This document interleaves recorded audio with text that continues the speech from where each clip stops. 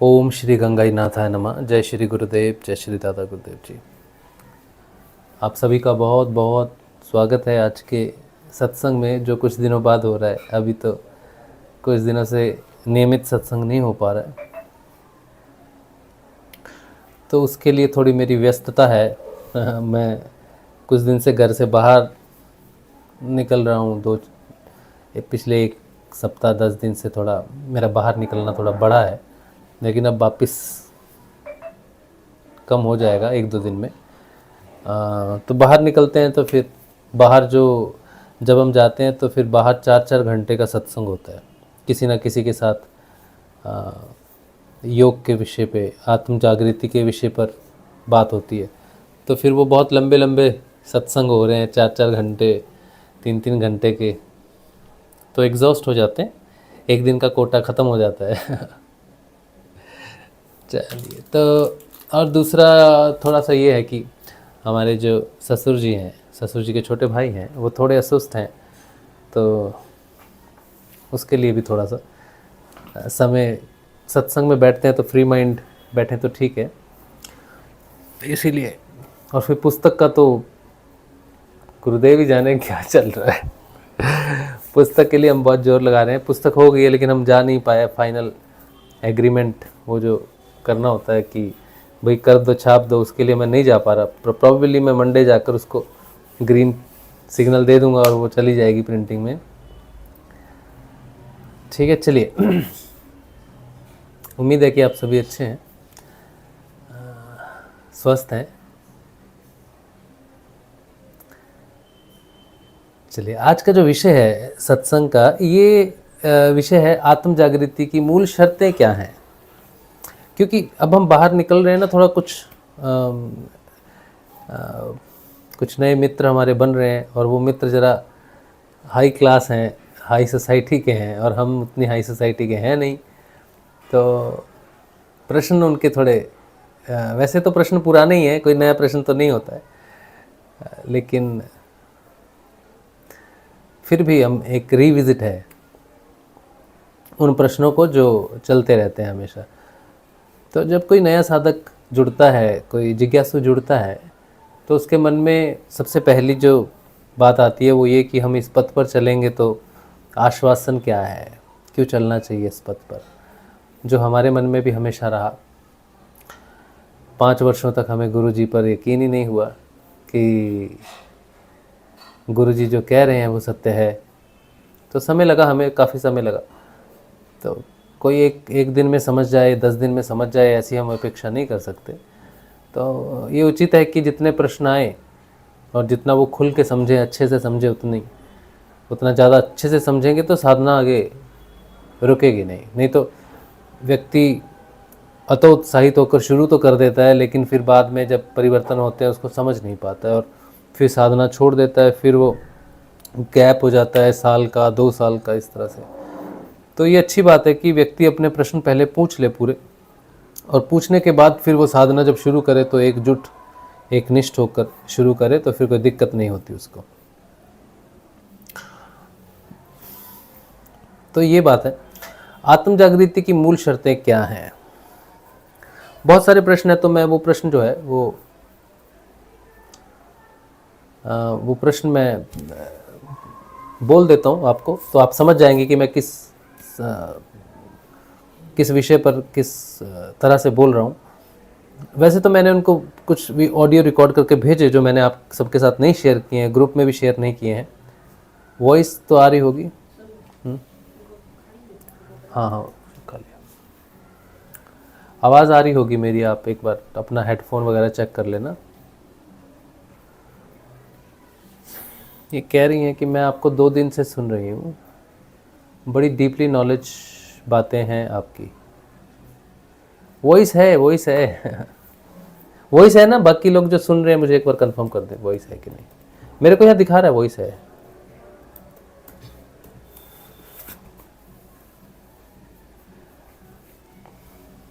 Check करो आप, कोई ज़रा बता दो।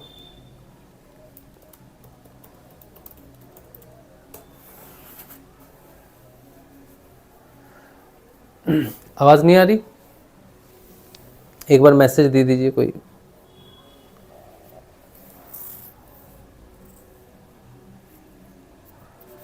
आवाज़ तो है, माइक ऑन है, वो मुझे दिखा रहे हैं यहाँ पर।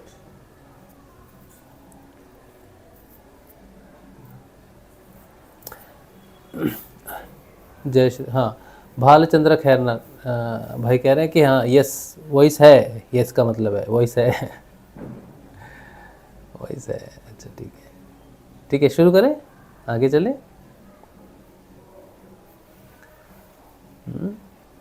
चलिए मैं चलता हूँ आगे। आवाज़ है, ठीक है ठीक है, चलो आ रही है आवाज़, ठीक है, तो आप चेक कर लें अपनी तरफ से। तो प्रश्न जो है, मैं प्रश्न पढ़ देता हूँ आपको, तो वो कॉन्टेक्स्ट आपको समझ में आ जाएगा। पहला प्रश्न उनका जो था वो था कि टेक्निक पे था पहला प्रश्न। जो हम अलग अलग टेक्निकें होती हैं ना, जैसे कोई व्यक्ति सोहम का जप करता है, कोई व्यक्ति अलग अलग तरह से विधियाँ होती हैं, गुरु अलग अलग तरीके से चीज़ें बताते हैं। जैसे हमारे गुरु जी कहते हैं आज्ञा चक्र पर ध्यान करो, संजीवनी मंत्र का जप करो, मेरा ध्यान करो, ऐसा बोलते हैं। तो कुछ गुरु ऐसे होते हैं जो सोहम के साथ जप बताते हैं। तो सोहम पे मेरा एक बड़ा विस्तृत वीडियो है, 15-16 मिनट का होगा।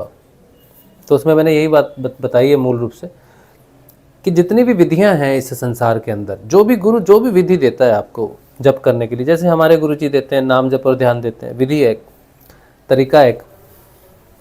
तो जितने भी तरीके हैं, जितनी भी विधियां हैं, उनमें कोई अंतर है कि नहीं है, तो हर व्यक्ति की चेतना के अनुसार उसके जीवन में भगवान की इच्छा से कोई विधि आती है। उस विधि का अनुसरण करते हुए वो एक स्टेप से दूसरे स्टेप तक जाता है। तो विधियां अलग अलग स्तर की हो सकती हैं, ठीक है।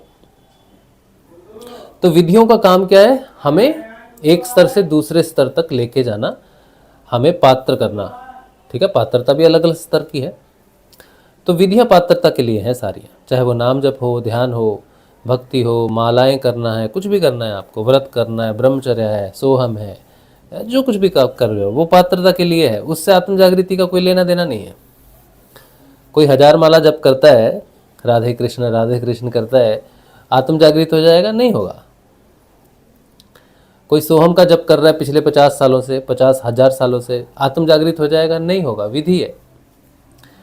गुरु जी का जो मंत्र है, संजीवनी मंत्र है, जप रहे हैं लोग, 30 साल हो गए, 40 साल हो गए, जप ही रहे हैं, तो जागृत हो जाएगा? कोई नहीं होगा। संजीवनी मंत्र आपको क्या आत्म रूप से चेतन करेगा? नहीं करेगा। तो ये सारी विधियां हैं। तो कुछ लोग आते थे गुरुजी के पास, वो पूछते थे गुरुजी से कि भाई गुरुजी आप जो दे रहे हो कितने समय में मेरा काम हो जाएगा। कहने का मतलब था कि मैं आत्म चेतन कितने समय में हो जाऊंगा। तो गुरुजी कहते भाई समय तो नहीं लगेगा, एक क्षण का भी नहीं लगेगा। तो जब एक क्षण का भी समय नहीं लगेगा, तो जो संजीवनी मंत्र जप रहे हैं, ध्यान कर रहे हैं, वो चेतन क्यों नहीं हो? एक क्षण तो हो गया उनको, पहले ही समय हो गया था एक क्षण, लेकिन वो चेतन नहीं हुए अभी तक। क्यों नहीं हुए? क्योंकि हमारे जो कर्म प्रारब्ध हैं, हमारा जो चेतना का स्तर है, उसको एक लेवल तक लेके आना है, इसीलिए विधियां हैं सारी। तो किसी को उस जहाँ आत्म चेतना का स्तर है वहाँ तक आने में 5 वर्ष लगेंगे, 10 वर्ष लगेंगे, 15 वर्ष लगेंगे, 20 वर्ष लगेंगे, 30 वर्ष लगेंगे, 40 वर्ष लगेंगे ना। तो उसकी चेतना के हिसाब से वहाँ तक पात्र होने में उस नाम जप को समय लगेगा, उसको उसमें परिवर्तन करने के लिए, उसको तैयार करने के लिए। तो इसीलिए विधियां हमें तैयार करती हैं। इसीलिए कोई सोहम की विधि में है, कहे कि ये विधि क्यों अलग है, मैं ये विधि क्यों छोड़ूं, तुम्हारे गुरु जी वाली विधि क्यों पकड़ूं। तो मैं यही कहता हूं कि विधियों सारी एक जैसी हैं। बात तो ये है कि आपकी पात्रता कहाँ है। और कोई सोहम अगर कर रहा है और उसको मैं अगर ये कहूँ कि आप सोहम मत करो, सोहम का जप मत करो, या कोई दूसरा जप मत करो, आप हमारे गुरु जी का जप करो, ये बड़ी वैसे रूड बात होगी कि तुम वो छोड़ दो, ये करो। ये तो शासन करने वाली बात है। वैसे ऐसा तो नहीं बोलना चाहिए डायरेक्ट, लेकिन समझाने का तरीका है कि देखो, जो इस समय ये जो समय है, सोहम या दूसरी जो टेक्निक्स हैं उसको आप कर रहे हो, उसमें आपका मैं जुड़ा हुआ कि मैं कर रहा हूँ। लेकिन गुरुदेव वाला जो है, रामलाल जी स्याग वाला चीज़ जो है ना, वो थोड़े दिन करना पड़ता है आपको। थोड़े दिन आप नाम जप करते हो, फिर वो सेल्फ मूवमेंट शुरू हो जाता है, फिर वो अपने आप चलता है। गुरुदेव रामलाल जी स्याग का इतना ही अंतर है कि अब आपको कुछ नहीं करना है। कुछ दिन मंत्र जपता है व्यक्ति, कोई 2 दिन, कोई 10 दिन, कोई 15-20 दिन, तो उसमें उसको एजपा जाप लग जाता है, क्योंकि गुरुजी मंत्र जो देते हैं वो चेतन मंत्र है। गुरुजी की प्राण प्रतिष्ठा है उसमें, असंख्य ऋषियों की प्राण प्रतिष्ठा है उसमें, जीवित है वो। जैसे गर्भवती महिला गर्भ धारण कर लेती है, वैसे ही जो चेतन मंत्र है वो जब मन में बीज रोपित हो जाता है उसका, तो मन गर्भवती हो जाता है, मन गर्भ धारण कर लेता है। किसका? चेतना का। ठीक है, तो एक स्त्री, एक पत्नी, माता में उसका जो साइकोलॉजिकल परिवर्तन है, उसकी जो दिशा है सोचने की, वो गर्भवती होती माँ हो जाती है। वो माँ भी बनी नहीं है, लेकिन माँ का वो आ गया उसमें कि मैं माँ बनने वाली हूँ। पिता का आ गया कि मैं पिता बनने वाला हूँ। अब वो छेले चपाटा नहीं रहा अब वो पिता बनने वाला है, अब ये माता बनने वाली है। तो इसी तरह से मन जब उस बीज मंत्र को धारण कर लेता है, चेतन मंत्र को, तो फिर मन वैसा नहीं रहता। अब मन असेंड करता है ऊपर की तरफ, भागवत की तरफ। तो जो गुरु जी का मंत्र है वो आपको एजपा जाप में ले जाता है। तो ये क्विक है, ये जल्दी काम हो रहा है। ठीक है, चेतन मंत्र है। सोहम जो है, कहते हैं सोहम तो सांसों के साथ जपना पड़ता है। जितना आप जपोगे ठीक है, लेकिन कितना जपोगे? और कोई भी आध्यात्मिक यात्रा तब तक शुरू ही नहीं होती जब तक वो 24 आवर्स ना चले। तो जैसे सांसें आपकी 24 आवर्स चल रही हैं, ठीक है, तो लेकिन आप तो सांसों पर 24 घंटे ध्यान नहीं दे सकते, आपको सोना भी तो, बात भी तो करनी है। लेकिन गुरु जी की जो टेक्निक है उसमें एजपा जाप के बाद फिर आपका कोई काम नहीं है, बस आप जपते रहते हो ज़रूर, लेकिन काम आपका नहीं रह जाता उसके बाद। तो इस कलयुग के हिसाब से ये सरल है, इसलिए मैं कहता हूँ कि आप इसको करो तो जल्दी हो जाएगा काम आपका। ठीक है, तो ये रही बात कि आप अलग अलग टेक्निक्स हैं। चेतन कोई टेक्निक नहीं करती है, गुरु जी की टेक्निक भी चेतन नहीं करती है, पात्रता बनाती है, पात्र सिद्ध होता है। और जो व्यक्ति चेतन होता है वो गुरु अनुग्रह से होता है, गुरु करता है चेतन। अब ये जो बात है ना कि गुरु चेतन करता है, कि इसकी कोई उदाहरण तो होनी चाहिए। तो लोग पूछते थे गुरु जी से कितना समय लगेगा, गुरु जी कहते थे एक क्षण का समय नहीं लगेगा। तो फिर वो राजा जनक और अष्टावक्र वाली बात आती है कि राजा जनक ने तो कोई मंत्र ही नहीं जपा, अष्टावक्र जी ने तो कुछ दिया ही नहीं राजा को कि भाई ये जप ले, इस आसन में बैठ जाए, ऐसा कुछ भी नहीं है।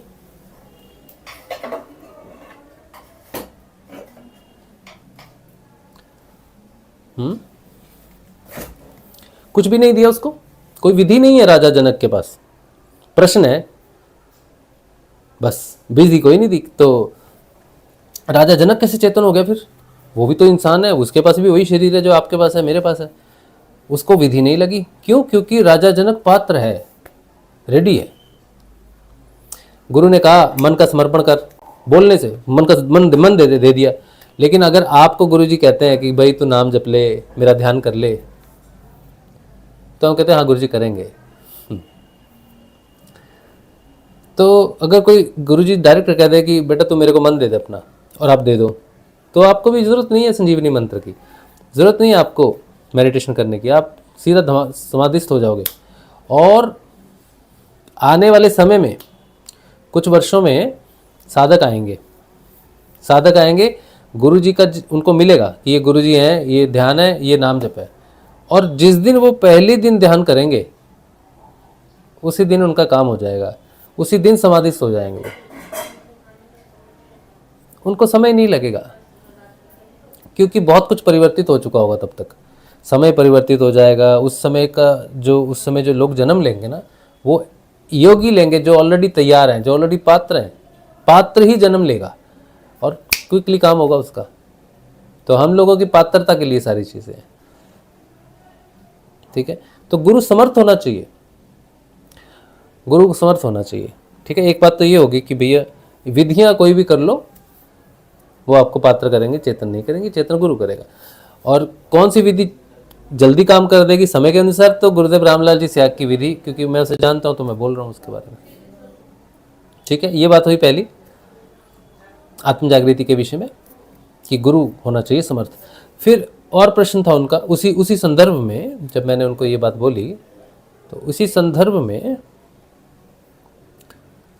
उनका अगला प्रश्न आया। क्या है सुनिए। उन्होंने अपने किसी मित्र को दिया होगा, उनके मित्र ने लिखा तो उन्होंने मुझे फॉरवर्ड कर दिया कि ये एक और प्रश्न आ गया तुम्हारे लिए। प्रश्न यह है कि आनंद की पात्रता बुद्ध के जाने के बाद ही क्यों? आनंद शिष्य था बुद्ध का, तो जब तक बुद्ध थे तब तक तो आनंद तो चेतन नहीं हुआ ना। तो बुद्ध के उनका प्रश्न है कि बुद्ध आनंद की पात्रता बुद्ध के जाने के बाद ही क्यों?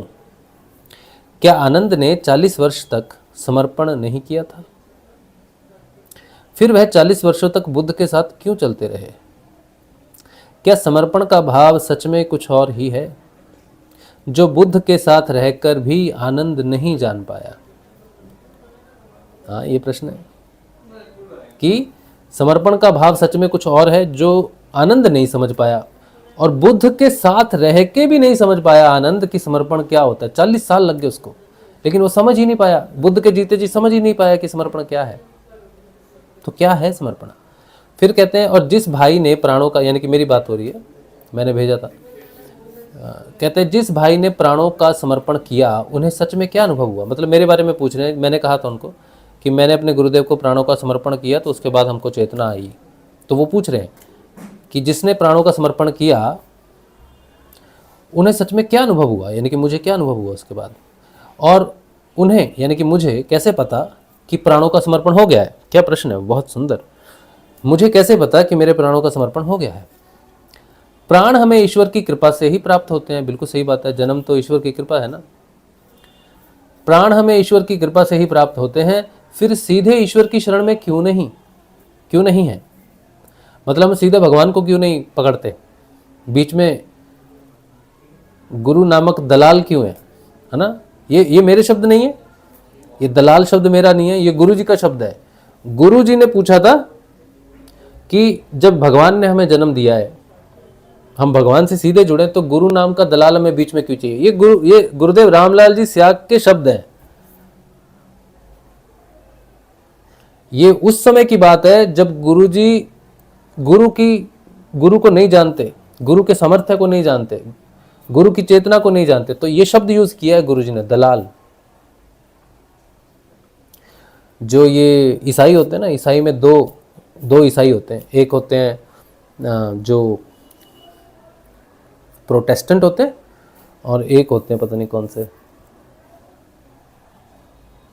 दो ईसाई। एक मिनट रुको,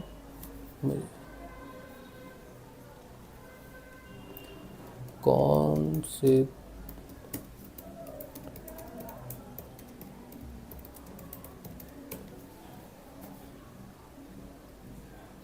एक होता है कैथोलिक, एक होता है प्रोटेस्टेंट। इनमें अंतर क्या है पता है?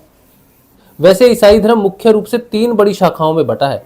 कैथोलिक, जिसे रोमन कैथोलिक कहते हैं, प्रोटेस्टेंट और पूर्वी रूढ़िवादी ऑर्थोडॉक्स। लेकिन मुख्य प्रकार से 2 में बांटना चाहिए ऐतिहासिक रूप से। पश्चिमी ईसाई धर्म कैथोलिक प्लस प्रोटेस्टेंट, और पूर्वी रूढ़िवादी। तो कैथोलिक एंड प्रोटेस्टेंट जो है पश्चिमी ईसाई धर्म में आ जाते हैं। तो इनका जो कैथोलिक और प्रोटेस्टेंट का है, इनमें क्या है, प्रोटेस्टेंट जो होते हैं कैथोलिक चर्च से अलग होकर बना है, जिसमें बैप्टिस्ट, मेथोडिस्ट, पेंटकोस्टल और कई अन्य छोटे बड़े संप्रदाय शामिल है जो बाइबल को सर्वोपरि मानते हैं।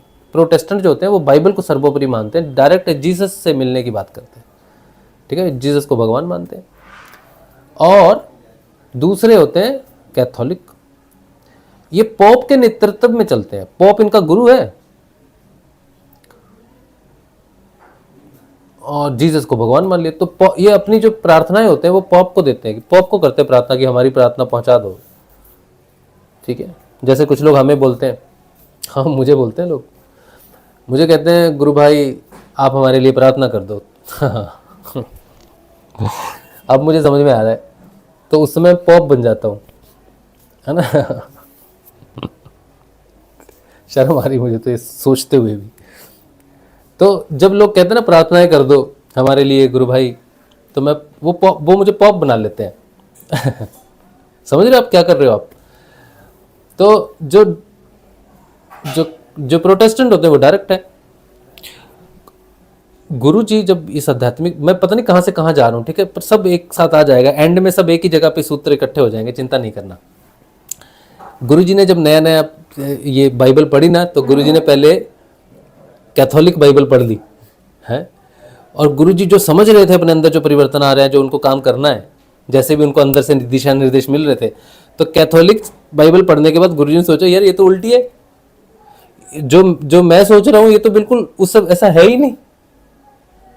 हाँ, तो गुरु जी का पहले मानना था कि गुरु चाहिए नहीं हमको बीच में, हम डायरेक्ट भगवान से ही करेंगे। लेकिन जब गुरु जी को गंगाईनाथ जी मिले, तो गंगाईनाथ जी ने जो अनुग्रह किया, और उसके बाद जो गुरु जी की शक्तियां खुल गई, या जो उनको जो ज्ञात हुआ उनको स्वयं के बारे में, तब उन्होंने समझा भाई गुरु बिना तो ज्ञान ही नहीं होता। भगवान को डायरेक्ट नहीं पकड़ सकते आप, ठीक है। भगवान का सगुण निर्गुण निराकार ब्रह्म का सगुण साकार रूप है गुरु। अगर कश्मीरी शैविज्म देखेंगे तो कश्मीरी शैविज्म में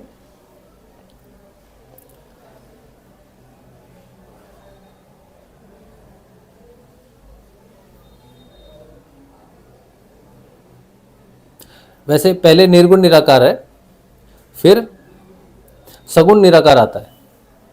निर्गुण निराकार और सगुण निराकार में जो अंतर है, निर्गुण निराकार ब्रह्म को बोल दो, और सगुण निराकार ईश्वर को बोल दो। ईश्वर को बोल सकते हो कि ये सगुण है, निराकार है। सगुण इसलिए बोल दिया क्योंकि ईश्वर फिर आगे कार्य करता है, गुणात्मक रचना करता है। ब्रह्मा विष्णु शिव ये गुणात्मक है, तो ये ईश्वर के स्वरूप है। तो ईश्वर से प्रकट हो रहा है ना, ब्रह्मा विष्णु महेश, फिर वो गुणों के हिसाब से होता है। तो इसीलिए ईश्वर निर्गुण निराकार नहीं हो सकता, ईश्वर सगुण निराकार है। ईश्वर से ऊपर जो ब्रह्म है वो निर्गुण निराकार है, और जो पर ब्रह्म है फिर वो निर्गुण निराकार से भी परे चला गया। तो मूल रूप से गुरु को ना तो ईश्वर बोला जाता है, ना ब्रह्म बोला जाता है, पर ब्रह्म बोला जाता है। यानी कि गुरु जो है वो पर ब्रह्म की जो घटना घटती है, मूल रूप से जो पर ब्रह्म भौतिक शरीर में आ जाता है, तब उसे गुरु कहते हैं। लेकिन शिव को हम गुरु नहीं मान सकते, विष्णु को हम गुरु नहीं मान सकते, ब्रह्मा को हम गुरु नहीं मान सकते, क्योंकि ये गुणात्मक प्रकृति की संचालित करते हैं। तो हम इनकी पूजा कर सकते हैं, ब्रह्मा विष्णु महेश को प्रसन्न करके इनके मूल तत्व गुरु को प्राप्त कर सकते हैं। और इनका जो मूल तत्व है, जो गुरु है, वो हमें सगुण साकार से निर्गुण निराकार के माध्यम से परब्रह्म तक लेके जाता है। तो गुरु को बोला जाता है गुरुर ब्रह्मा गुरुर विष्णु गुरुर्देवो महेश्वरा, गुरु साक्षात परम ब्रह्म, यानी कि निर्गुण निराकार से भी परे है गुरु तत्व। ठीक है, तो क्या बोल रहे थे हम लोग? हाँ, तो गुरु क्यों जरूरी है? क्योंकि आपको परब्रह्म तक की जो यात्रा है वो ईश्वर नहीं करवा सकते। ईश्वर की लिमिट कहाँ तक की है? सगुण निराकार तक की है, लेकिन आपको तो निर्गुण निराकार से भी परे की यात्रा करनी है, तो फिर गुरु चुनना पड़ेगा आपको। तो गुरु ईश्वर से बड़ी अभिव्यक्ति है संसार में, समझे आप? तो ये बात है। अच्छा चलो, ये हो गया। अच्छा, उसके बाद प्रश्न था क्या? हाँ, तो हम थे, तो गुरुजी ने जो बाइबल पढ़ी तो उसमें तो वो तो भाई कैथोलिक की है, वो तो पॉप के माध्यम से हो रही है बात। तो गुरुजी ने बोला यार ये तो सही नहीं है, ये तो वैसा नहीं है। फिर किसी ने कहा गुरुजी 2 बाइबल है, तो गुरुजी ने कहा जीसस 1 बाइबल 2, ये क्या बात हुई? तो बोला यही है, बस ये झगड़ा है आपस का। तो फिर गुरुजी ने प्रोटेस्टेंट चर्च की जो बाइबल है वो पढ़ी, और उसमें जो लिखा था वो बिल्कुल वही लिखा हुआ है जो कश्मीरी शैविज्म के अनुसार सिद्धांत, हमारा हिंदू वैदिक धर्म के अनुसार जो योग बताया जाता है वो प्रोटेस्टेंट में वैसा ही है। अब आप समझो, प्रोटेस्टेंट ये ईसाई कब आए? ईसाई की कब हुई उत्पत्ति? ये धर्म कब आया ईसाई धर्म?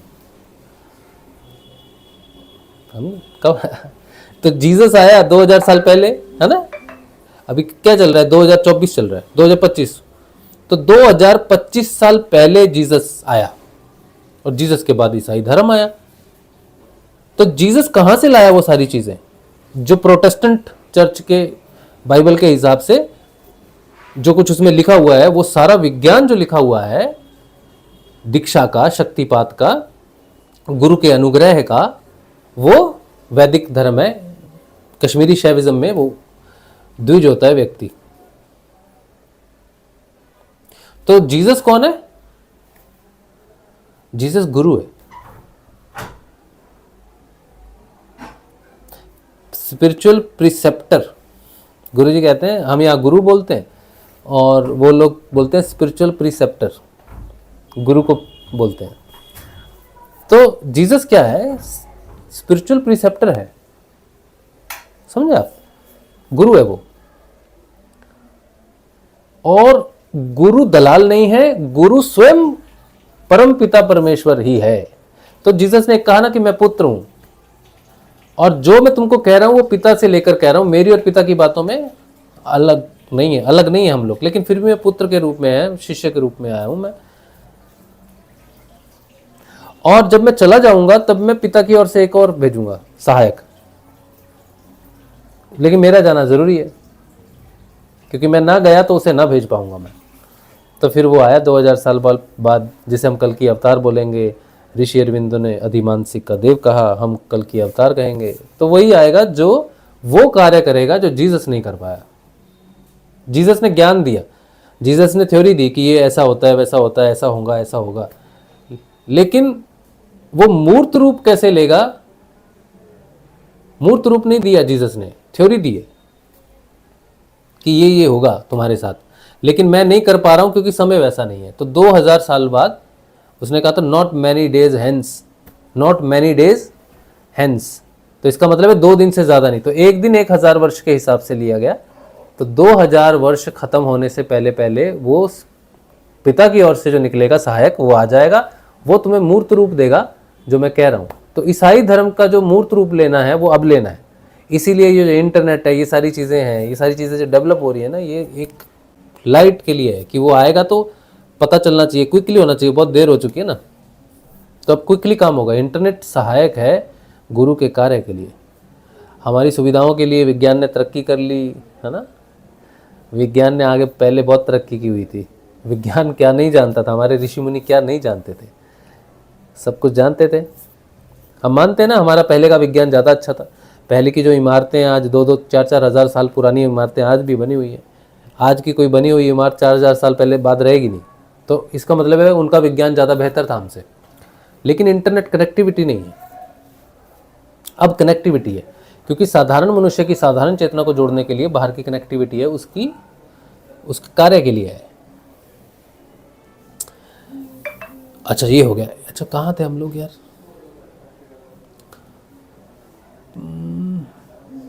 हाँ, आनंद को 40 वर्ष। अब आते हैं हम ये बात पे कि आनंद को 40 वर्ष क्यों लगे। तो मैंने इनको यही कहा कि आनंद को 40 वर्ष इसलिए लगे क्योंकि गुरु का सानिध्य और गुरु का सामीप्य अलग चीज है। आनंद को सानिध्य मिला, सामीप्य नहीं मिला आनंद को। और अगर 40 वर्ष कोई कहे यार 40 वर्ष उसके साथ रहा, 40 वर्ष में भी उसका काम नहीं हुआ, तो फिर कोई, अगर मैं किसी गुरु की शरण में चला जाऊं, मैं अपने बच्चे को भेज दूं, भाई तू आज 10 साल का है, जा गुरु की शरण में जा, 50 साल का होगा तो बुद्ध हो जाएगा, जा सेवा कर अच्छे से। तो ये क्या गारंटी है? ये क्या गारंटी है 40 वर्ष? अगर आनंद 40 वर्ष में इसलिए चेतन हो जाता बुद्ध के साथ रहने में, क्योंकि कि सिर्फ चेतन व्यक्ति के साथ रहने से कोई चेतन हो जाएगा, अगर ये कसौटी है 40 वर्षों की, तो भाई कोई बात ही नहीं है। तो कोई बात ही नहीं है। तो सभी अपने बच्चों को भेजेंगे, जाओ जाओ जन्म लेते ही भेज देंगे, जा तो 40 वर्ष का हो जाएगा, चेतन होके मेरे पास आ जाना, सारा संसार चेतन हो जाएगा 40 वर्ष में।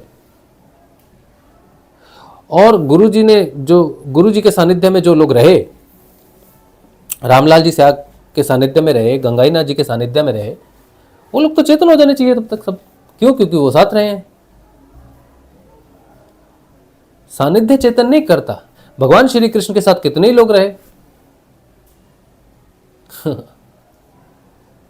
ना, सानिध्य आपको चेतन नहीं करता। सानिध्य आपके जीवन को सुव्यवस्थित कर सकता है अगर आप श्रद्धा से सेवा करो गुरु की। अच्छा जन्म बेहतर हो सकता है, सुख समृद्धि मिल सकती है, सिद्धियाँ कुछ कर रहे हो आप, आपके शरीर में कुछ पावर डेवलप हो गई है, ऐसा हो सकता है। लेकिन चेतना, आत्म चेतना सानिध्य से नहीं मिल सकती।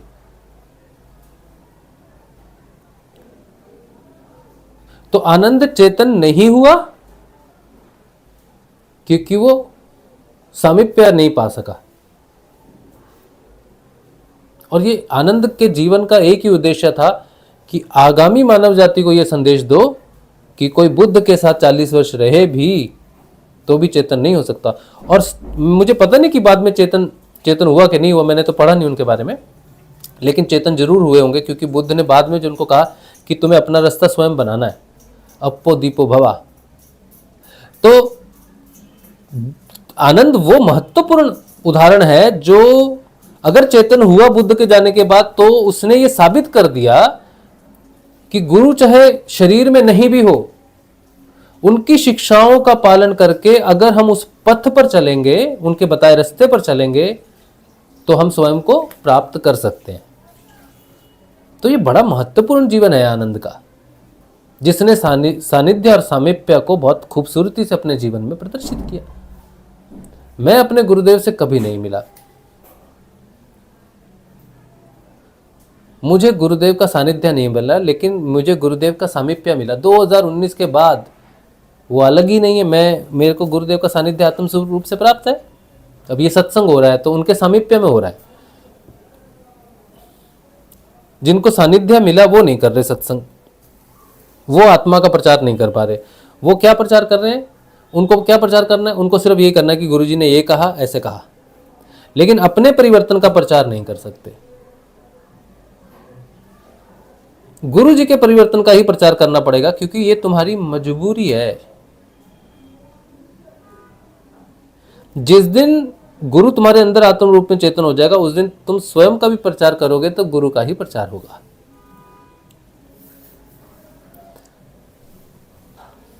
तो गुरु का शरीर में होना। और अच्छा, जो हमारे जो मित्र हैं नए, अभी मैं उनको मित्र बोल रहा हूँ, वैसे देखो मेरा साहस, वो बहुत अच्छे व्यक्तिगत रूप से उन्होंने बड़ी तरक्की की है जीवन में और बड़ी उच्च पद पे हैं वो।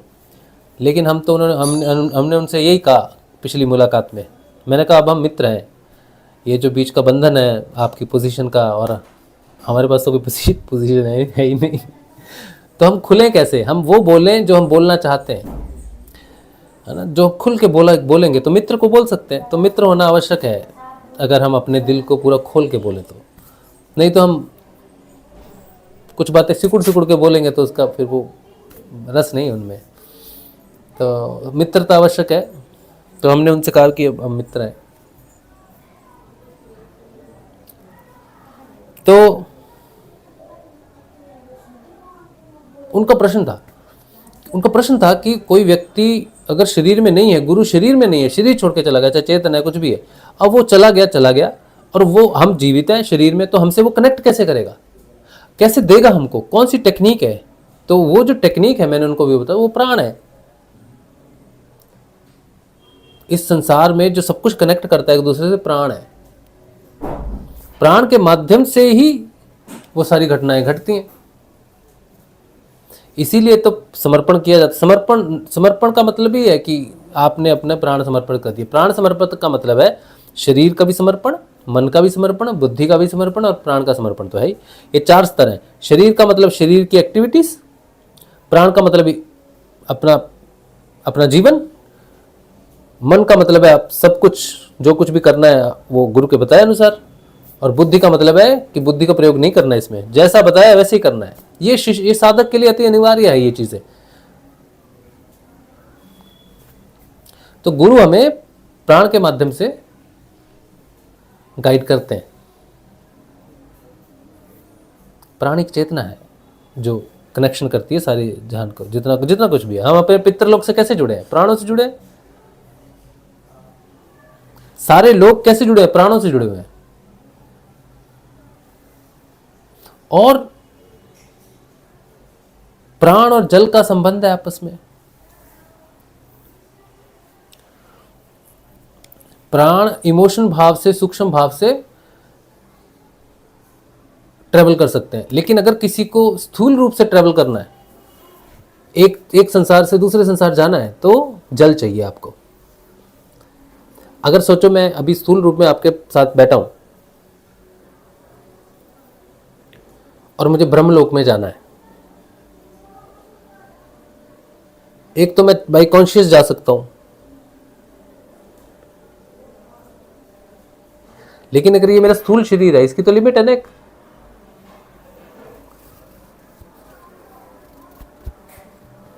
लेकिन स्थूल शरीर को भी अगर लेके जाना है कहीं, जैसे जैसे आपने कोई ऑनलाइन बेड बुक किया, बेड मिलते हैं ना ऑनलाइन, बेड सोफे कुछ मिलते, बड़ी चीज़ बुक की, वो क्या करेंगे, आपको पैकेट में सब रोल टोल करके भेज देंगे, स्क्रू अलग भेज दिए, उसकी चीज़ें अलग भेज दी, फिर घर में आके आप उसे असेंबल कर लेते हो, असेंबली। तो जल में जाओ, मतलब जाना नहीं है आपने प्लीज, हाँ मैं बता रहा हूँ विज्ञान की बात। तो जल जो है ना, जल के माध्यम से आप इस जल में अपने आप को कन्वर्ट कर सकते हो। अगर आपका शरीर अगर आप इसे जल में परिवर्तित कर सकते हो, तो फिर जल जल ही समाना, तो फिर आप किसी भी लोक में जा सकते हो, किसी भी लोक में। बिना जल के किसी लोक की कल्पना नहीं हो सकती।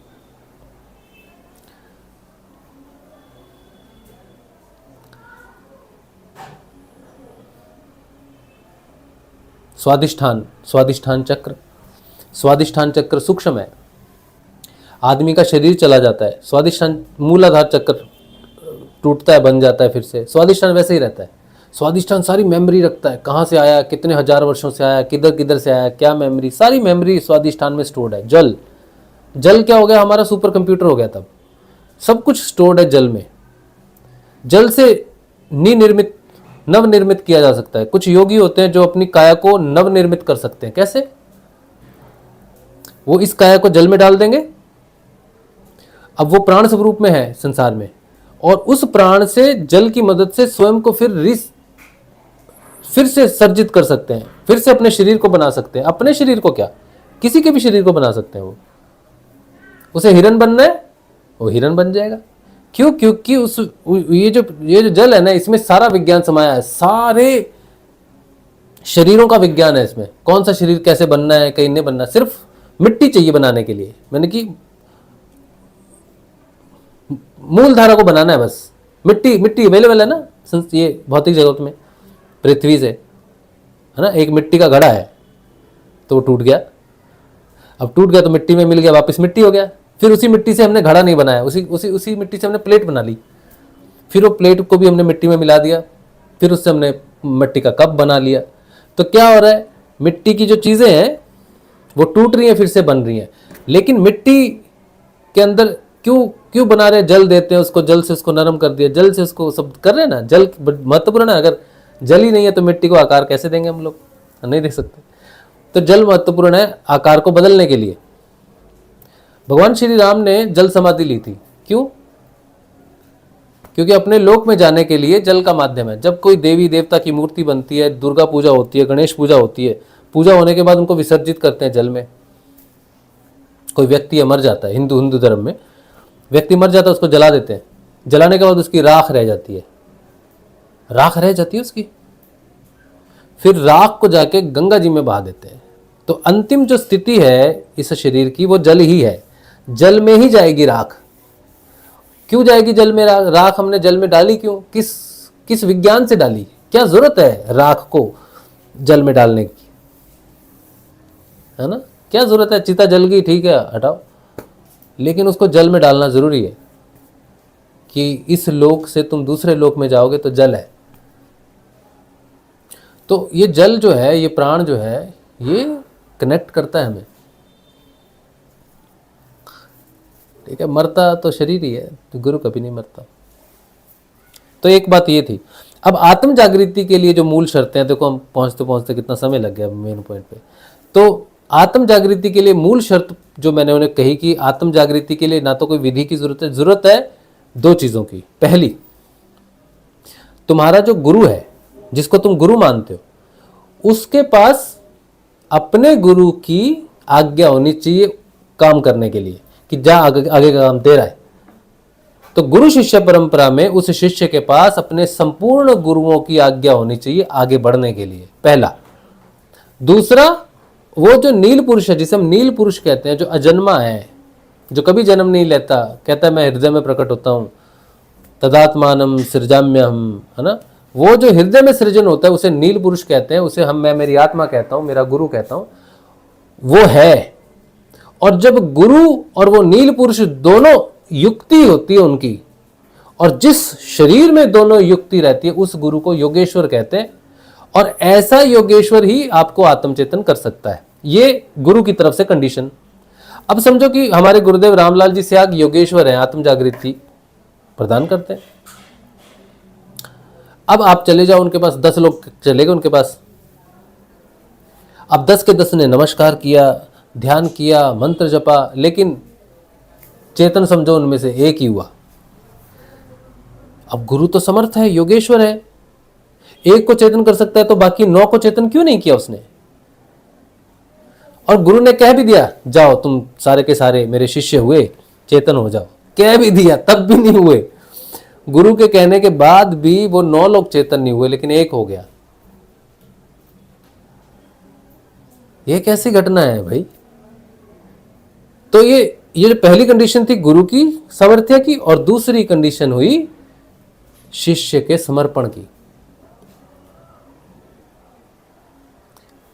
तो जो शिष्य पूर्ण समर्पण करता है, अपने प्राणों को गुरु की शरण में रखता है, वही चेतन होता है। और बाकी जो 9 हैं वो भी चेतन होंगे, लेकिन कब अब होंगे? क्योंकि ये एक जो चेतन हुआ ये पात्र था, ये रेडी था। जो व्यक्ति आत्म रूप से चेतन होता है वो मृत्यु के लिए तैयार होता है। अब जितने भी लोग हैं भौतिक संसार में हैं, उनको बोलो भी कहाँ जा रहा है? वो गुरु की शरण में जा रहा है। क्यों जा रहा है? समर्पण करेंगे। तो उसको कोई वो गला काट लेंगे तेरा। और उसे कहा जाए कि तू जिस गुरु के पास जा रहा है वो गला काट लेता है, वापस नहीं आओगे तुम। तो भौतिक व्यक्ति कहेगा मेरा परिवार है, मेरी बीवी बच्चे हैं, मेरे माता पिता, मेरी रिस्पॉन्सिबिलिटी है, मैं तो आध्यात्मिक विकास के लिए जा रहा हूँ, आत्मज्ञान के लिए जा रहा हूँ, मैं मर नहीं सकता। तो बोला नहीं मर सकता तो फिर मत जा। तो जो गुरु की शरण में मरने जाता है वो चेतन होता है। और ये मरने का अर्थ जो है ये भौतिक मृत्यु नहीं है। कोई कहे हाँ मैं मरने के लिए तैयार, एक व्यक्ति है हाँ, हमारे संपर्क में, उसको समझ नहीं आती बात, उसको उल्टी बात समझ में आती है। नाम नहीं लूंगा, वो खुद ही समझ जाएगा। तो वो बोलेगा, वो कहेगा मैं मरने के लिए तैयार हूं, मतलब जैसे कि सच में भौतिक मृत्यु की बात कर रहा हूं मैं। वो वाला हाँ, एक ठो टैबलेट है जो, हाँ वो डिब्बी वाला, कल सुबह। तो वो समझेगा, वो कहेगा मैं मरने के लिए तैयार हूं, मुझे कुछ। अरे ऐसे थोड़ी मरना है बेवकूफ। जा मरने से जग डरे मोरे मन आनंद, कब पाई हो कब मरी हो कब पाई हो पूर्ण परमानंद। तो ये कबीर जी ने कहा है, जा मरने से जग डरे मोरे मन आनंद। तो इसका मतलब है कि कबीर जी कह रहे हैं जिस मृत्यु से भौतिक व्यक्ति डरता है ना, मैं प्रसन्नित हूं कि वो शरीर की मृत्यु कब होगी। अब कबीर जी को पूछा जाए भाई क्यों हो तुम प्रसन्न, तुम भौतिक मृत्यु के लिए प्रसन्न क्यों हो, वेट क्यों कर रहे हो? क्योंकि वो कहेंगे कि मेरी व्यक्तिगत चेतना पहले मर चुकी, इस भौतिक शरीर में जो चेतना है वो आत्म चेतना है, तो इस शरीर के मरते ही मेरा पूर्ण आत्म चेतना में प्रस्तुत हो जाऊंगा। तो पहले शरीर की मृत्यु से पहले शारीरिक चेतना की मृत्यु होनी जरूरी है। भौतिक चेतना बोलते हैं उसको। भौतिक चेतना के 4 स्तर है, शरीर, प्राण, मन और बुद्धि। ये 4 है, ये चारों मृत हो गई, उसे बोलते हैं भौतिक चेतना की मृत्यु। इसे बोलते हैं वयिष्टि चित्त। चित्त 2 होते हैं, चित्त में सब कुछ सम्मिलित है, चित्त में सब संस्कार सम्मिलित है, जमा है। तो दो प्रकार का चित्त है, एक व्यष्टि चित्त, एक समिष्टि चित्त। समिष्टि चित्त मुक्त है, प्रकृति में है लेकिन मुक्त है, और व्यष्टि चित्त संस्कारों की वजह से बार बार जन्म लेता है। और यमपुरी जो ये मैं बोलता हूं बार बार, हृदय से जब गुरु जब तुम्हें ये गेट खोल देगा, तुम इसके अंदर जाओगे तो यहां से लेकर हृदय तक अंधकार है, महाअंधकार, अंध गुफा, और यमराज बैठा है यहाँ हृदय के पास में। तो यमराज किसके लिए, किसको मृत्यु देता है? यमराज व्यक्तिगत चेतना की मृत्यु होती है। यमराज जो मृत्यु मारता है ना, वो व्यक्तिगत चेतना है।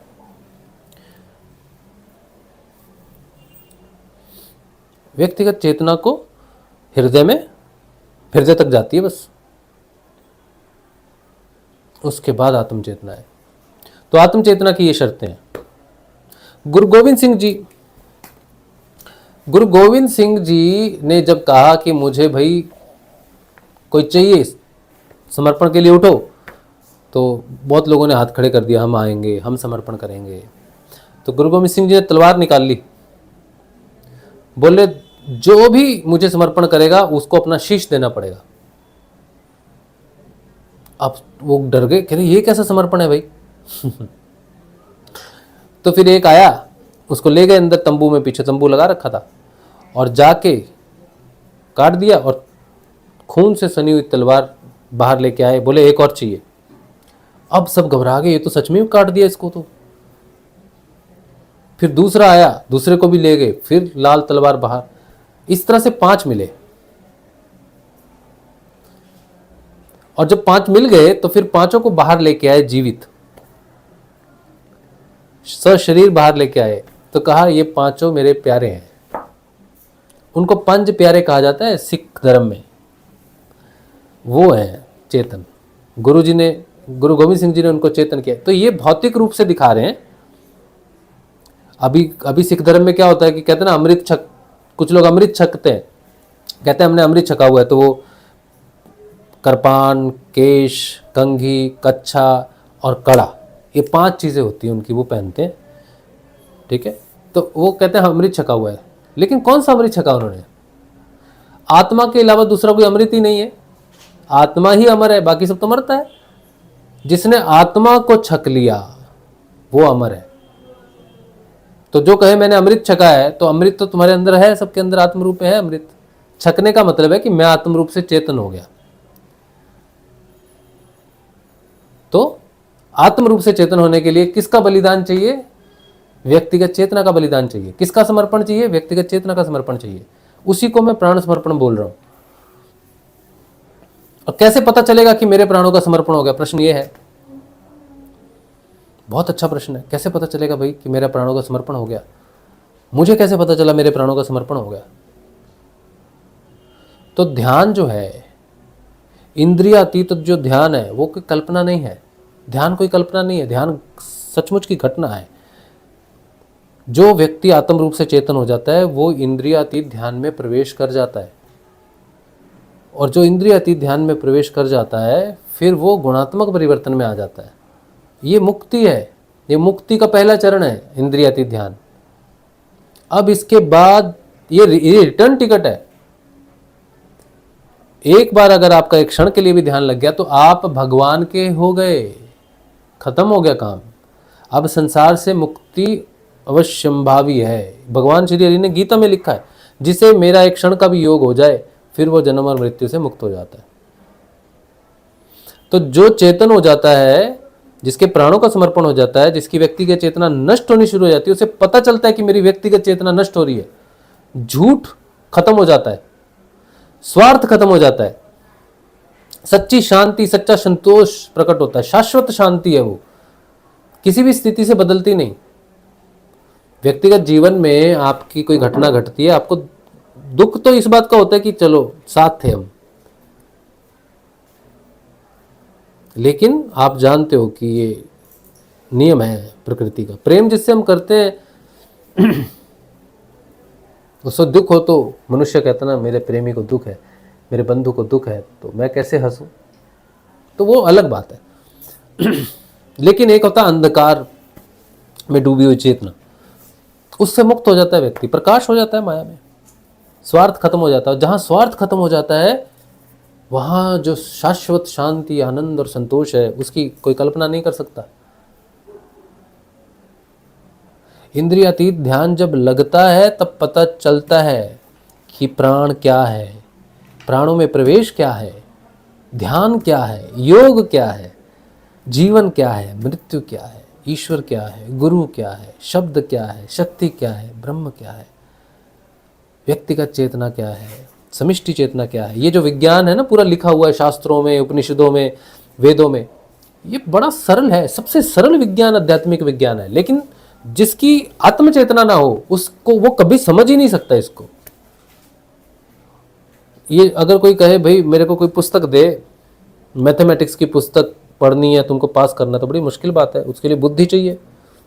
लेकिन आत्म चेतना के लिए, स्वयं को समझने के लिए, आध्यात्मिक विज्ञान को समझने के लिए बुद्धि की आवश्यकता ही नहीं है।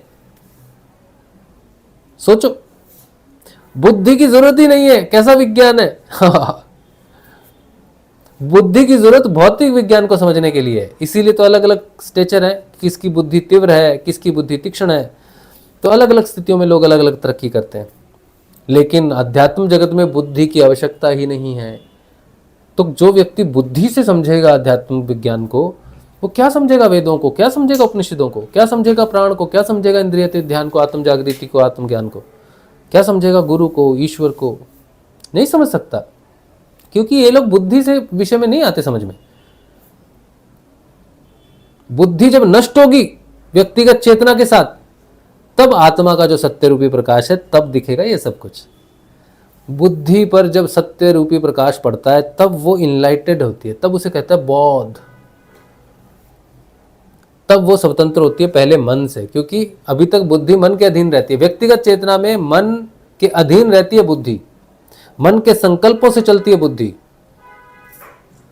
मन की इच्छाओं से चलती है बुद्धि। मन सोचता है ये करना है, मन संकल्प करता है कि ये नहीं करना है, फिर बुद्धि सही और गलत का निर्णय करके उसके संकल्प को दृढ़ करके प्रतिपादित करती है। लेकिन जब आत्म जागृति होती है और उसका प्रकाश बुद्धि पर पड़ता है तब मन शांत हो जाता है। तब मन की इच्छा विच्छा जो भी होती है बुद्धि कहती है शांत रह बेटा, तब मन की नहीं चलती। फिर होता है परिवर्तन, फिर हो जाता है मन शांत। अब ये जो मन है ना, ये मन जो मांग रहा था वो संस्कार जो चित्त में है ना, चित्त का डायरेक्ट प्रभाव पड़ता है मन पर। मन जो है ना कठपुतली है चित्त की, कार्मिक कर्मों की कठपुतली है मन। जो कर्म है वैसे ही मन इच्छा करेगा और वैसे ही बुद्धि को चलाता है। लेकिन जब आत्म जागृति होती है, आत्म जागृति का प्रकाश सबसे पहले चित्त पर पड़ता है, चित्त शुद्ध होना शुरू हो जाता है। वहां वो चित्त शुद्ध होता है, उसकी शुद्धता से जो प्रकाशित होती है, प्रकाश क्लियर होकर आगे जाता है, वो पड़ता है बुद्धि पर। और वही चित्त, ये बुद्धि अपने प्रकाशित हो जाती है, मन से स्वतंत्र हो जाती है। और क्योंकि चित्त भी शुद्ध हो गया है इसीलिए मन को प्रताड़ित करना बंद कर देता है, मन को कंट्रोल करना बंद कर देता है, मन को स्वतंत्र कर देता है। क्योंकि चित्त भी स्वयं इनलाइट हो जाता है, स्वयं आत्मरूपी प्रकाश में आ जाता है। मुक्ति है, चित्त की भी मुक्ति है समिष्टि चित्त में, व्यष्टि चित्त से समिष्टि चित्त, ये भी मुक्ति है चित्त की। तो आत्म जागृति की मूल शर्तें हैं, गुरु का योगेश्वर होना अति अनिवार्य है और तुम्हारा पात्र होना अति अनिवार्य है। तो जो कुछ भी तुम्हें मिलेगा वो गुरु के अनुग्रह से मिलेगा। इसीलिए उस ऐसे गुरु को समर्पण करो जो पूर्ण हो, और समर्पण भी तुम करो तो ऐसा करो कि फिर वही है बस, फिर दूसरा कुछ नहीं। एक साधे सब साधे सब जाए, रही मन मूल ही सींची वो फूल फले अगाए, है ना। मूल को ही पानी देना है फिर अलग अलग फल को, पत्तों को, शाखाओं को पानी नहीं देना है। अलग अलग साधनाएं नहीं करनी पड़ती, सिर्फ गुरु के बताए अनुसार साधना करनी पड़ती है। तो ये बात है, समझे आप।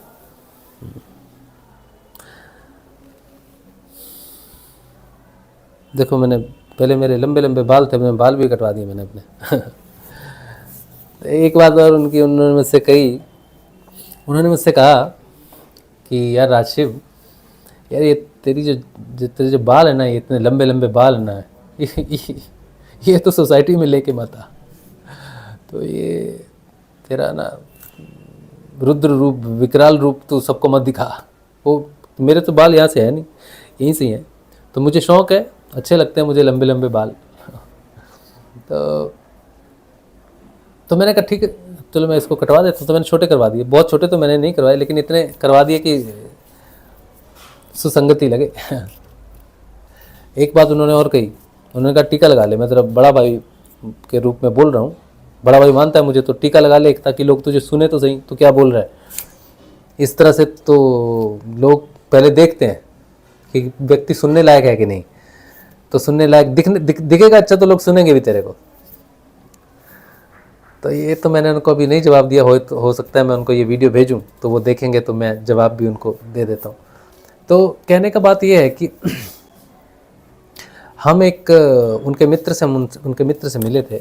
उनके मित्र से मिले तो उनके मित्र ने एक पुस्तक लिखी। वो पुस्तक उनकी पुरानी पुस्तक है, तो उस पुस्तक में कुछ त्रुटियां हैं। तो उनको ये पता है कि इसमें त्रुटियां हैं, लेकिन त्रुटियां होने के बाद भी उन्होंने उस पुस्तक को 10 टाइम्स ज़्यादा बनाया और दे दिया सभी को। तो मैंने उनसे पूछा कि जिस चीज़ में त्रुटि है और आप जानते हो कि त्रुटि है, तो उसका प्रचार क्यों करना। जो चीज़ आप समझ गए कि त्रुटिपूर्ण है उसका प्रचार क्यों करना। किसी को, मेरे जैसे व्यक्ति को, मैं आपकी पुस्तक पढ़ूंगा, मैं तो वही सच मानूंगा जो आपने लिखा है, तो मैं तो वही सच मान के आगे चलूंगा, तो मेरा तो जीवन बर्बाद हो जाएगा पूरा। आपका जाना हुआ त्रुटिपूर्ण सत्य आपने मुझे दे दिया, मैंने आप पर विश्वास करके पढ़ लिया, तो बड़ी गलत बात होगी। तो उन्होंने तो कोई जवाब दिया नहीं उस समय। लेकिन मैं अगर टीका लगा लेता हूँ ना तो सब नष्ट हो जाएगा। और मैं वैसे ही टीका लगा लूँ, मतलब घर में पूजा वूजा हुई है, मैंने टीका लगा लिया, वो ठीक है। लेकिन अगर मैं टीका लगा के इसलिए सत्संग करूं कि मुझे लोग देखें या मैं देखने लायक हूं, तो सब खत्म हो जाएगा। क्योंकि अगर मैंने अपने तपोबल से ये सत्संग लिया होता कि मैंने अर्जित किया ये सत्संग, मेरे अंदर से निकल रहा है, तो मैं टीका भी लगा सकता था, टोपी भी पहन सकता था, श्रृंगार भी कर सकता था, सिंहासन पे भी बैठ सकता था, सब कर सकता था, क्योंकि मेरा अपना ज्ञान है, मैं उसको जैसे चाहूं लोगों को दे सकता हूं। लेकिन मुझे बिना टीके का मिला, तो जो मुझे देखेगा ना कि इसने टीका लगाया हुआ है, तो इसको अगर कुछ नॉलेज है तो शायद टीके से टीका लगाना ज़रूरी होगा, क्योंकि ये मानता है टीके में कोई दम है। कोई गले में कुछ पहना है, जनेऊ पहना है, तो इसने जनेऊ पहना हुआ है, गले में मैं कंठी पहन लूँगा, रुद्राक्ष पहन लूँगा, तो लोग देखेंगे कि ये बंदा, इसने ये पहना हुआ है। तो मैं उस व्यक्ति तक नहीं पहुँचूँगा जो टीका नहीं लगा सकता। अब कोई मुस्लिम है, साधक तो कोई भी हो सकता है, ईसाई हो सकता है, मुस्लिम हो सकता है, किसी और रिलीजन का हो सकता है, जो टीका नहीं लगाता है। मैं टीका लगा के उसके पास पहुंचूंगा, काम ही खत्म हो गया। अब मैं पूरे विश्व में अपनी बात को नहीं रख सकता, क्योंकि मैं टीकाधारी हूं, जनेऊधारी हूं, तिलकधारी हूं। मैं एक मनुष्य हूं, साधारण मनुष्य हूं। मैं साधारण मनुष्य ऐसा ही दिखूंगा, कुछ भी नहीं है, ना कोई ताबीज है, ना कोई धागा है, ना कोई अंगूठी है, ना कोई तिलक है, ना चंदन है, ना कोई हार है, ना जनेऊ है, रुद्राक्ष, कुछ भी नहीं है। मैं एक मनुष्य हूं और मैं मनुष्य होने के नाते पूर्ण हूं। मेरा यही श्रृंगार है, मेरा मनुष्य होना ही मेरी पूर्णता है। तो अगर और एक बात और है कि मुझे ऐसी बहुत सारी अपॉर्चुनिटी मिली है लाइफ में, ऐसा नहीं कि अभी मिल रही होंगी कुछ अपॉर्चुनिटी, नहीं, मुझे लाइफ में इससे पहले इतनी बड़ी बड़ी अपॉर्चुनिटी मिली है कि मैं वहां से लाखों रुपए कमा सकता था। मैं उनके अकॉर्डिंगली चलता तो लाखों क्या, शायद करोड़ों भी कमा लेता। है, आई है अपॉर्चुनिटी, अभी भी आती हैं और आएंगी, भविष्य में भी आएंगी। लेकिन गुरुजी की एक बात हमेशा याद आती है। गुरुजी हमेशा कहते थे कि अगर पैसे के चक्कर में पड़ जाए ना शिष्य, तो नर्क में भी उसे जगह नहीं मिलती। क्योंकि ये जो प्रचार है, ये जो मैं बोल रहा हूँ, ये जो मुझे सुना जा रहा है, ये अंदर है। अगर सोचो मैंने बाहर से श्रृंगार कर लिया, सब लगा लिया, और अंदर वाला खत्म हो गया कि भाई तू तो चक्कर में पड़ गया, टीके के चक्कर में पड़ गया, पैसे के चक्कर में पड़ गया, अपॉर्चुनिटीज़ के चक्कर में पड़ गया, मान सम्मान के चक्कर में पड़ गया, वो अंदर वाला चला जाएगा, खत्म हो जाएगा। वो आत्म चेतना तो रहेगी, लेकिन गुरु का आशीर्वाद के बिना तो बोल ही नहीं सकता कोई। मैं बोल रहा हूं तो मैं गुरु कृपा से बोल रहा हूं। इस अगर मैं आत्म चेतन हो जाऊं, योगी महायोगी भी हो जाऊं, और गुरु मेरे माध्यम से काम ना करना चाहे तो मैं मौन में चला जाऊंगा, चुप हो जाऊंगा, समाधिस्थ हो जाऊंगा, इस संसार के किसी काम का नहीं। फिर मैं कितने भी अच्छे कपड़े पहन लूं, जब मेरे अंदर से कुछ निकलेगा ही नहीं, फिर मैं आपके किसी काम का नहीं रहूंगा। क्योंकि आप मुझे कपड़ों के लिए तो अपने साथ नहीं बिठाएंगे, टीका बिंदी या हार के लिए तो अपने साथ नहीं बिठाएंगे। आप मुझे अपने साथ बिठाएंगे, अपना मित्र इसलिए कहेंगे क्योंकि मेरे अंदर जो बोल रहा है परमपिता परमात्मा, वो चेतना, आत्म चेतना, जिसके सानिध्य में, जिसके संपर्क में आप रहना चाहते हो, जिससे मिलकर आपको खुशी होती है, वो चेतना है। और जितने भी संसार में लोग हैं, चाहे वो कितने ही बड़ी उपाधि के हों, कितनी बड़ी पदवी के हों, उन्हें ये जानना जरूरी है कि एक साधारण दिखने वाला व्यक्ति चेतन हो सकता है, एक बुद्धिहीन व्यक्ति चेतन हो सकता है। मैं बस उसे स्वयं के प्रति सच्चा होना है। अपनी मान सम्मान की कोई बात नहीं है, मान सम्मान तो चेतना का है, मान सम्मान तो चेतना का है। तो मेरा कोई मान सम्मान करे मुझे, उससे क्या ही लाभ होगा? थोड़ी देर के लिए खुशी जरूर होगी, कुछ खर्चे निकल जाएंगे, घर में एसी लग जाएगा, बड़ा घर हो जाएगा लेकिन यमराज को कौन समझाए ये बात? यमराज तो नहीं सुनेगा, वो कहेगा जाना तो पड़ेगा भैया। और गुरु की आज्ञा की हम पालना नहीं करेंगे तो फिर तो जीवन ही नष्ट हो जाएगा। तो मैं ये सब ठीक है, बाल वाल कटवा के ठीक है, संगत ठीक है। ये देखो तस्वीर में देखो मेरे कितने सुंदर, मेरे को तो ये बाल अच्छे लगते हैं, कितने सुंदर बाल है, कम है लेकिन है तो हाँ चलो, ये तो मैं थोड़ा लाइट मूड में बोल रहा हूँ,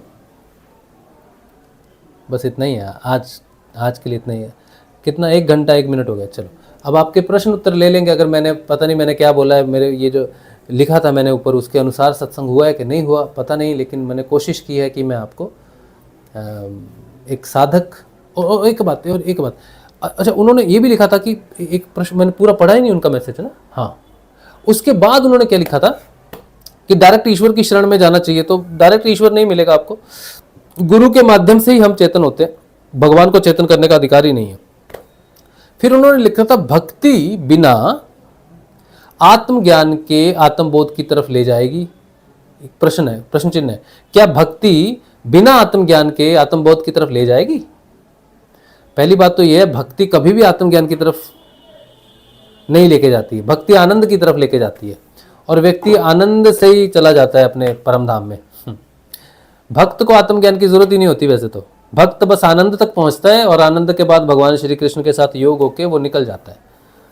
ठीक है, भक्तों की भी मुक्ति है, लेकिन आनंद तक जाते हैं वो, फिर भगवान आगे का सारा उनका जिम्मा ले लेते हैं। अच्छा, आत्मचिंतन आत्मज्ञान की ओर ले जाता है, आत्मचिंतन आत्मज्ञान की तरफ नहीं लेके जाता। जो संसारिक साक्षात्कार है वो आत्मज्ञान है, और आत्मविश्वास आत्मचिंतन के मूल में है। आत्मविश्वास आत्मचिंतन के मूल में है। नहीं, ये बात तो मुझे वैसे समझ नहीं आई क्या है, लेकिन ये सही नहीं है जो भी है। फिर कहते हैं साधक ने पात्रता और अच्छा वो चलो वो तो ठीक है। साधक ने पात्रता और गुरु के सिद्ध होने की जो बात कही है वह ठीक है, बस कसौटी क्या है यही बड़ी प्रश्न है। कसौटी है पूर्ण पात्रता, ठीक है। और मैंने जो एक और थोड़ा सा इनको एक और ऑडियो भेजा था, उसमें मैंने भक्त और साधक के अंतर की बात की थी। तो भक्त और साधक में मूल अंतर क्या है पता है? भक्त जीवित है और साधक मृत है, ये मूल अंतर है। साधक स्वयं को जानता है, भक्त भगवान का दास होने के नाते भगवान के आलिंगन को चाहता है।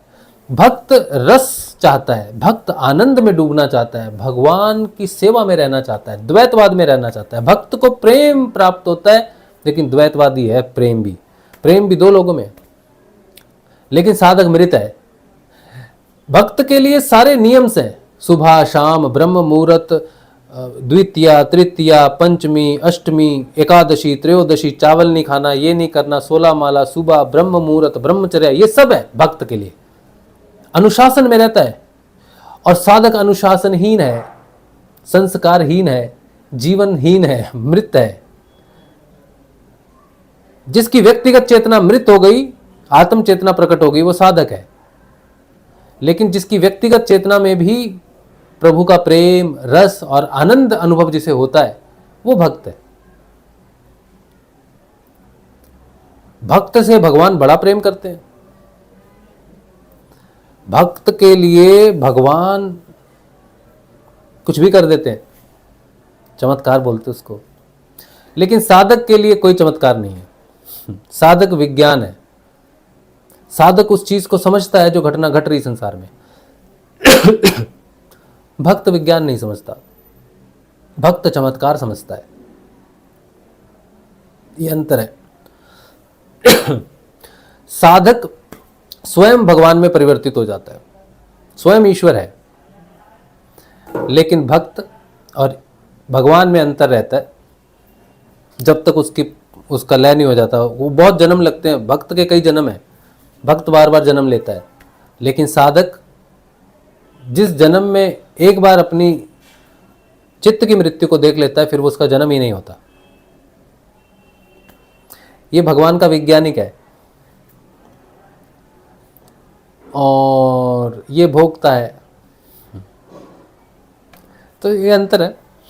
तो कोई भक्त साधक हो गया, लेकिन कोई साधक भक्त नहीं हो सकता, क्योंकि साधक होने के बाद भक्ति स्वयं अंदर से प्रकट होती है। भक्ति, दया, प्रेम, ये साधक के अंदर स्व हो जाता है।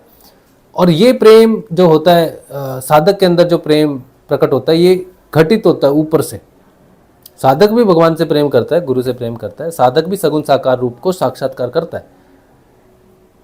लेकिन साधक सगुण और निर्गुण दोनों के साथ साक्षात्कार करता हुआ प्रेम, दया और वो सारी चीज़ें जो होती हैं, सब चीज़ें हैं उसके पास।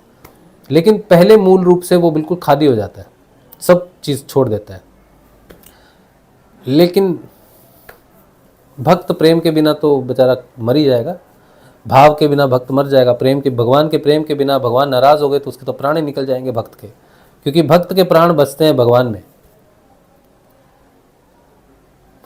तो वो भगवान का किसी भी तरह से कोई ये नहीं करेगा, मतलब कोई त्रुटि नहीं होनी चाहिए भगवान के उसमें। बहुत कठिन जीवन है भक्त का। साधक का जीवन परीक्षाओं से होता है, साधक का जीवन परिवर्तन से गुजरता है। उसके अंदर सब घटनाएं अपने आप घटती हैं, भगवान उसको बदलता है पूरा। और इधर तो भगवान रास लीलाएं, नाच गाना, सब ये भक्त में सब चलता है। तो ये दोनों अलग जीवन है पूरे। कोई भक्त जिस दिन साधक हो गया, फिर वो मुक्त हो जाता है, फिर कोई जन्म कुछ नहीं, फिर कुछ नहीं। तो मैं साधक हूँ, लेकिन मैं भगवान से बड़ा प्रेम करता हूँ। मुझे भगवान के विग्रह से बड़ा प्रेम है। तो मेरे अंदर भक्ति बाद में जागी है। साधना के बाद जब मैंने गुरु के माध्यम से जब मैंने ईश्वरीय चेतना को जाना है, तब ईश्वर के प्रति जो मेरा समर्पण है, जो प्रेम है, वो एकत्व का है। द्वैत, मेरे मन में भगवान का दास भाव नहीं है। जो मैं वो भगवान। तो मैं भगवान से संबंधी की तरह प्रेम करता हूँ।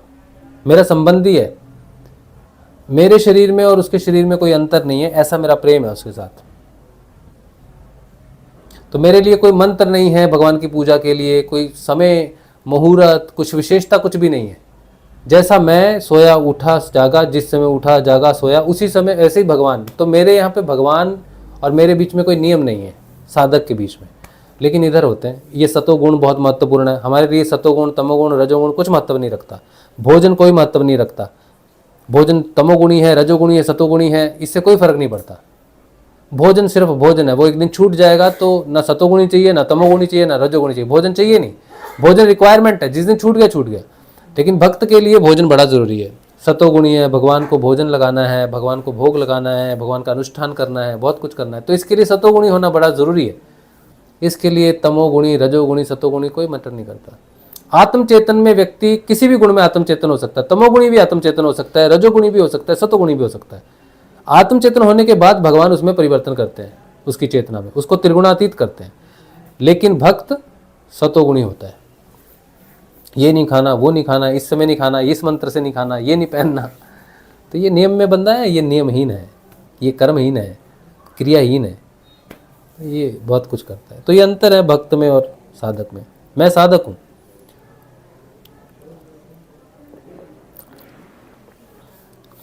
तो भक्त लगाते हैं टीका, ये सब पहनते हैं, तो उनकी भक्ति पता चलती है।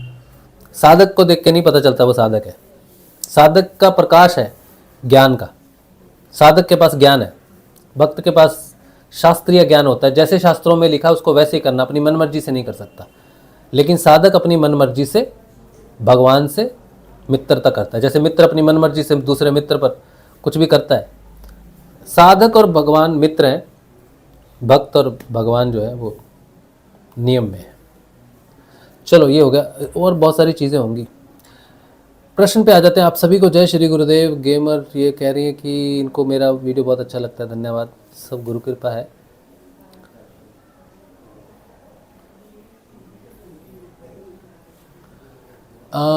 आणीपा 111 इनका आइडिया है, गुरु जी खेचरी मुद्रा के बारे में बताना।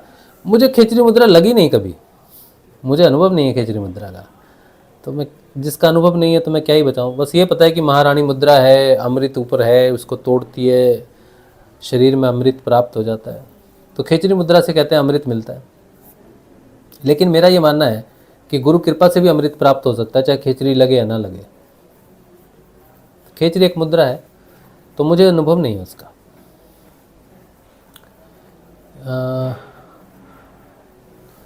ठीक है। लाफ विद रीना आनंद भगवान बुद्ध के संगे भाई थे। अच्छा, संगे भाई कौन होते हैं? संग चलने वाले या सगे? सगे भाई थे, ओके, पता नहीं मुझे, तो मैंने पढ़ा नहीं बुद्ध के बारे में। बस ये दोनों की ये पता है कि यहाँ आनंद थे। गुरु त्याग सिद्ध योग इनका आईडी है। सेवंथ डे चर्च, ये पता नहीं किसी पीछे बात कर रहे थे हम लोग चर्च की, वैसा कुछ हो गया। राठौड़ जय इनका आईडी है। भाई आज आपको चेतना जागृत का नशा बहुत चढ़ा हुआ है, आप सबकी तरह डोल रहे, सांप की तरह डोल रहे हैं। जय गुरुदेव। अच्छा हो सकता है, पता नहीं। गेमर इनका आईडी कहते हैं मोक्ष तो गंगा जी में मिलना है। नहीं, मोक्ष गंगा जी में मिलना नहीं है। जीते जी इस शरीर में जीवन और मृत्यु की मुक्ति, मन का क्षय हो जाना, जीते जी मोक्ष होता है, मर के तो कुछ मोक्ष नहीं होता। रीना कह रही है पहले मुझे दरवाजे दिखाई देते थे परंतु अब नहीं, ऐसा क्यों?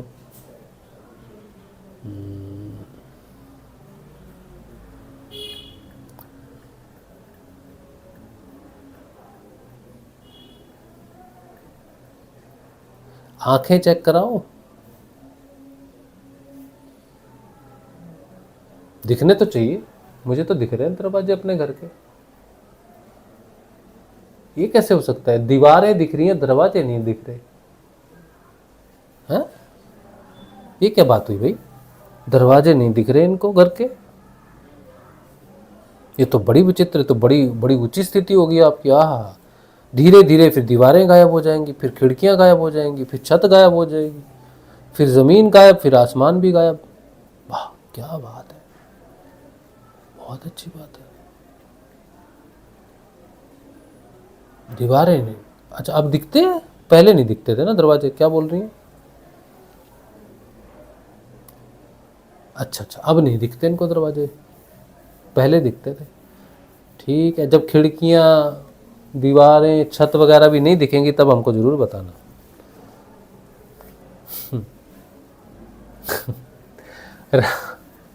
राठौर जी कह रहे भाई आप कितनी भी कोशिश कर ले आपको कोई नहीं सुनेगा।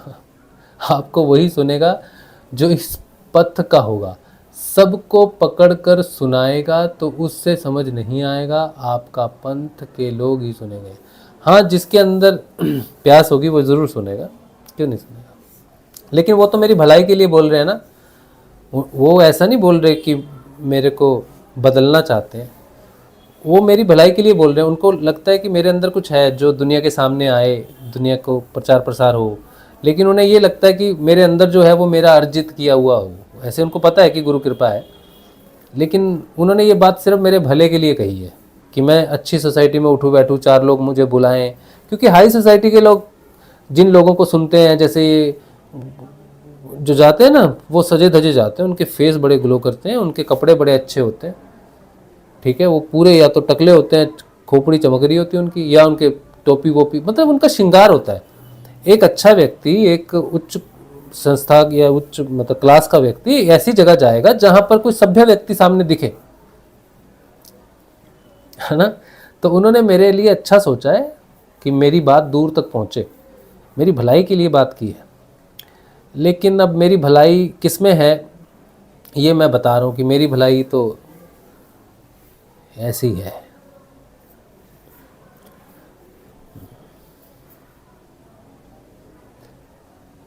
मुझे ये पहली बार किसी पहले भी लोगों ने कहा कि आप में जो है, आप कुछ पहनो, कुछ मतलब अपने आप को प्रेजेंट करो। सभी भलाई सोचते हैं इसीलिए कहते हैं, कोई मेरे बुरे के लिए नहीं कह रहा, लेकिन ये तो अध्यात्म है ना। ये आगे चलते हैं, चलिए। मेरे बेटे को कहूँगी वो नहीं सुनेगा, क्योंकि वो इस पंथ का नहीं है, उसे समझ नहीं आएगा। आपसे जुड़े लोग आपकी बस वेशभूषा श्रृंगार नहीं देखेंगे, उसे ज्ञान से मतलब है। हाँ सही बात है। सुषमा सिंह कह रही हैं, काली मुद्रा और आकाशी मुद्रा में क्या जीव निकलती है? काली मुद्रा में जीव निकलती है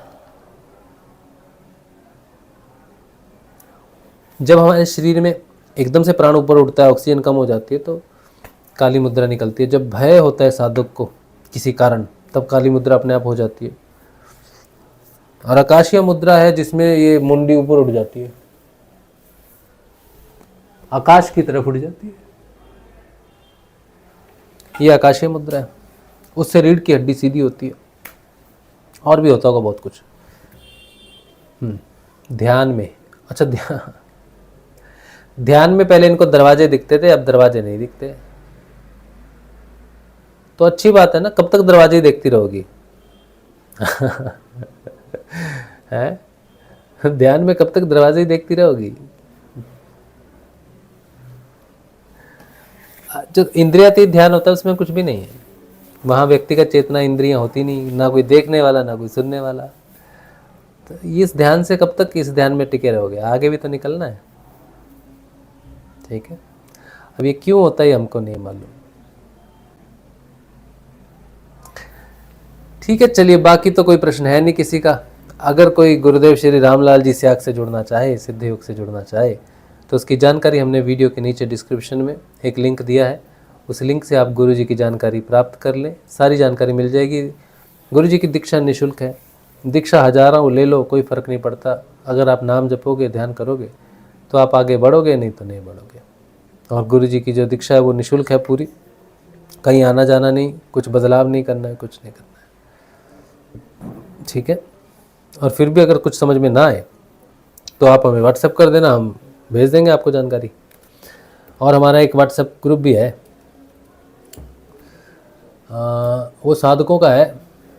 साधक तो क्या ही है, तूफान है सारे के सारे, तबाही मचा रखते हैं, कोई किसी की सुनता नहीं है।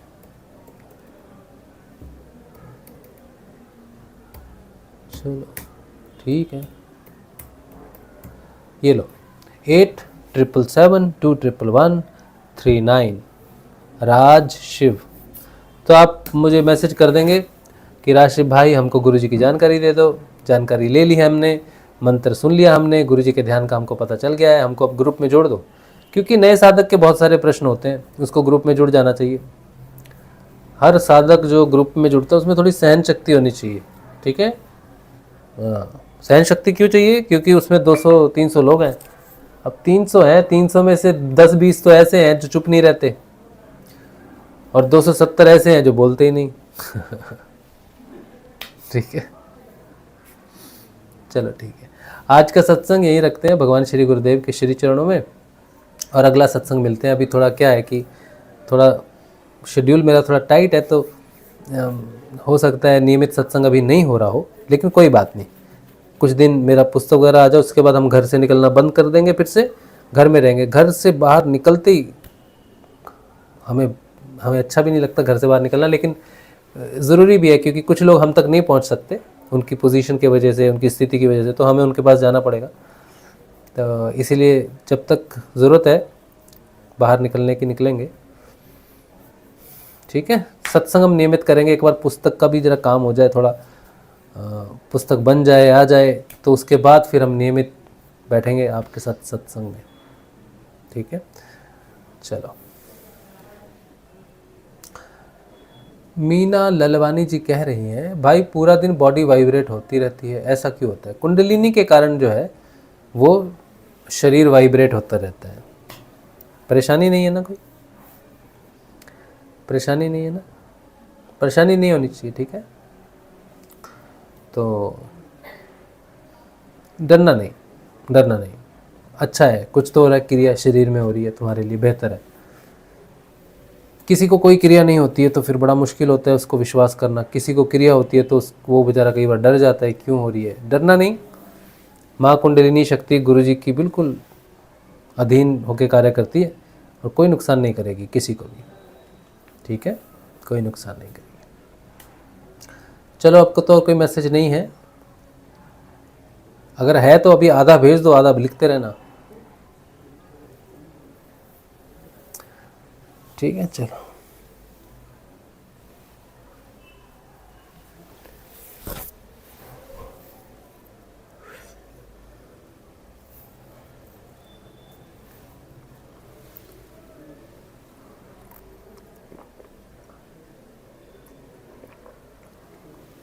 ठीक है, कोई प्रश्न नहीं है।